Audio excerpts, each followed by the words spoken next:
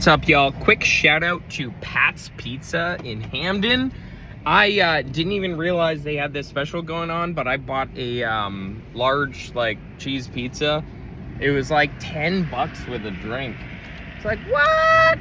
Didn't even realize. That's cheap, yo. How are you making money on that stuff? Anyway, hey, I wanted to hop on real quick and just tell you about a few different ways that I like to get creative to make money in real estate that not a lot of people are actually thinking about. Okay, one of the ways that I like to do it is what's called ADUs, or accessory dwelling units. So picture this. Picture you own a house, okay? Nice little house, you're living in it, everything is good and fine. Well, you're actually allowed, a lot of codes nowadays state that you're allowed to build what's considered an accessory dwelling unit. Meaning, let's say you have a garage. You could turn that garage into a apartment building, or an apartment rather. And now you can start renting out that apartment. Damn, that's huge. You obviously need to figure out the logistics of, tying in the plumbing and the sewer and all that stuff into your main property.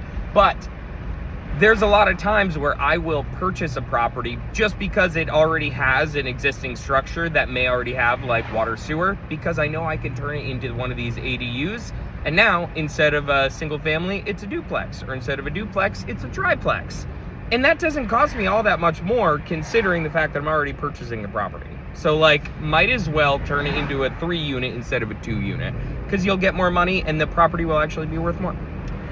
Second way I like to make money in kind of a nice little way is it's driving for dollars, but I specifically look for a trailer on a piece of land. People are really sleeping on this strategy here, because if you find a trailer that has a slab under it, that hasn't been moved, that you can put straps down on if it doesn't have straps, or, even if it's a crappy ass trailer, most trailers you can rehab for 20 or 30 grand.